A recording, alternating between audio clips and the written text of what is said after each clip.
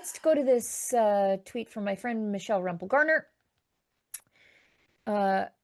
She's commenting on a judge's ruling here, and this is atrocious. She says this ruling is unreal. By the way, Michelle is the member of parliament for Calgary Nose Hill.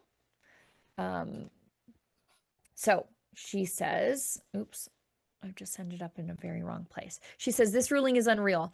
This pervert, of course it's out of Ontario, this pervert who isn't a permanent resident, so what is he doing here? He's just a visitor, I guess, temporary resident, was given 90 days house arrest with a conditional sentence so that it wouldn't go against his permanent record, so he would have a chance to stay in Canada.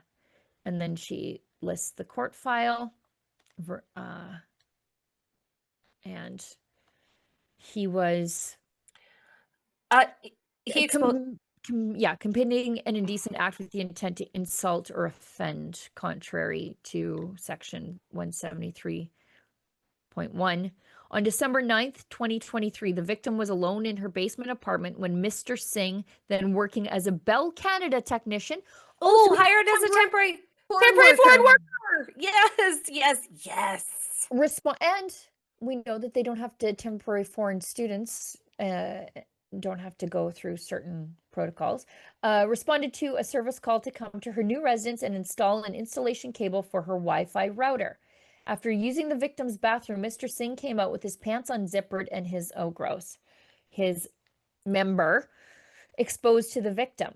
He then left his junk out of his pants for a period of time of some 20 minutes. Can you imagine the horror of this woman?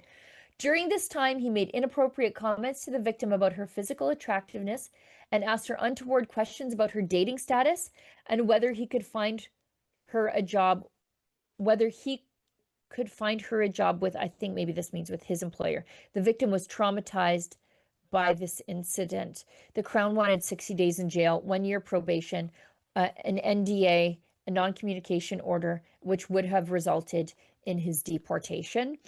And they said the counsel for Mr. Singh argued that a conditional sentence is a suitable sentence. It would be in the best interest of Mr. Singh. I don't care. And contrary to the public interest. That's wrong. Alternatively, counsel argues that a suspended sentence would be appropriate given that Mr. Singh has abided by his undertaking following his arrest. Oh, but he's been such a good boy after his arrest. So you just got to leave him alone, Canada. We just got to leave the guy be. See, this was just all lost in translation. You see where he comes from, it's normal to go into women's actual residences, expose yourself for over 20 minutes and do these devious things. Totally normal where he comes from. Like, this is insane. He should be in the first plane out of here, the absolute first plane out of here. Where? I don't care. I actually don't care, because what this shows is that Canadian women aren't even safe inside the walls of their own homes. Yeah, it says Mr. Singh is 23 years old and a resident of India. Perfect. Off you go. You're India's problem. He has no prior criminal record. Well, I guess that we know of. I think it could have been expunged. Could have been expunged by the government of Canada. But also, I don't think you get in that much trouble for these sorts of things in India. He came to Canada on a student visa. You don't say.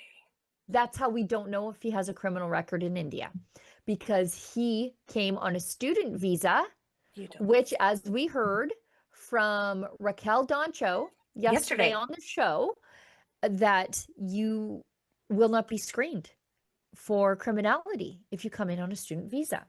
Just wild. Then he was issued a work permit by Immigration, Refugees and Citizenship Canada in November of 2022 that expires in November 2025. So he's coming in on all different kinds of tracks. You're not supposed to do it that way.